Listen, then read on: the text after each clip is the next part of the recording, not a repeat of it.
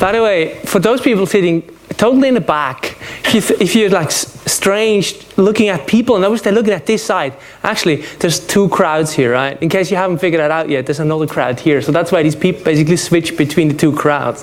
Don't be confused. All right, so, good. What I'm trying to talk about is I'm now in the developer track, so I don't have a suit on. I'm going to talk about some developer stuff here.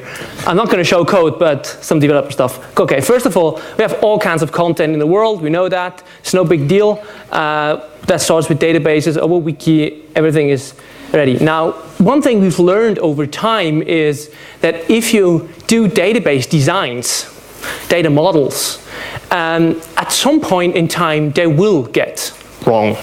Or your database will get wrong. Why is that? Your business evolves, but your data model and your whole structure behind the data model probably does not evolve like this. So this is something, there's all kinds of research on one of the rules, which is actually pretty funny, is that if you go into a database model and you define a field as mandatory, there is a high likeliness that over the next 10 years, this field will become optional. So because if you design, if you look at, because now we have data models that are over 10 years old, so we have that kind of research and figuring out which models work over time, which don't. Or another one is each end-to-end, each basically 1 to n relationship ends up in an end-to-end relationship. Good. So he mentioned the name before. In case you don't remember that face, that's Roy Fielding.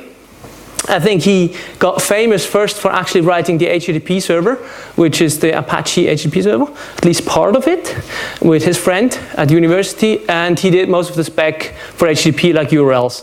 His last, or his second last big thing was basically defining a kind of an architecture, which today is also called REST. Which basically is a simple, make everything like the web works, which is the first rule. And second rule is make sure everything has a URL, which is kind of by the first rule, make sure that it looks like the web. So Roy is actually working with me and some others on all kinds of stuff.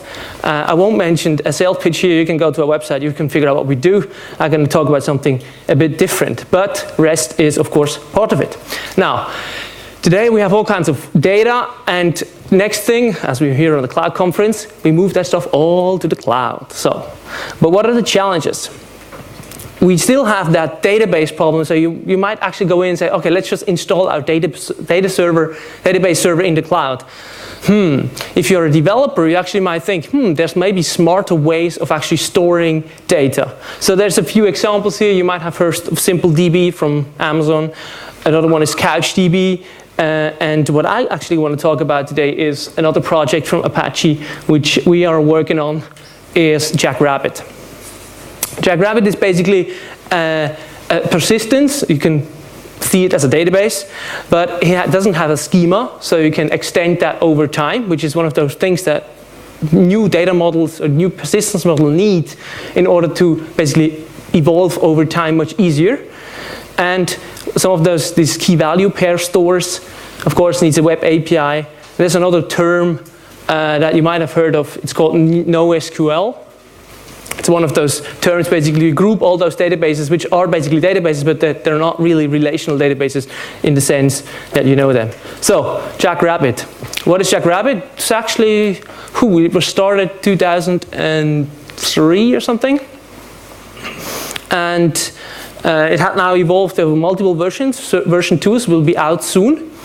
And it's an Apache project, which is an open source component. You can use that inside your application as embedded version or in a remote API situation. So how's the storage going on? Just quickly, so you have key value, you have either multiple values, you can have a parent. That's kind of the difference between a simple DB, which basically only has key value pairs, and what Jackrabbit is doing, you have a nested key value pair storage. You can have all kinds of data types. And what's really interesting here, also compared to other simpler persistence model that we see that like Facebook is using, Twitter is using, we're really on rich data types. So we have data types like a tag, a user, a workflow, which you can basically add in any way on that tree.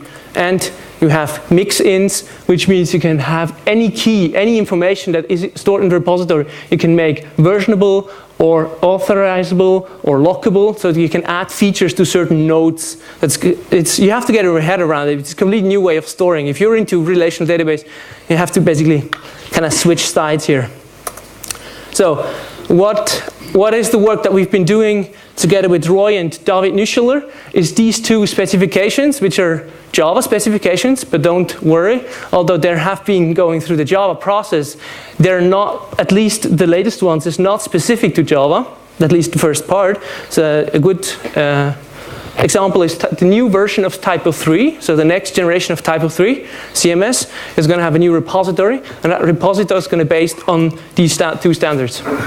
So you can actually implement it in PHP. So it's basically a mixture between a database, a file system, and a whole lot of good stuff. So this is how it looks like.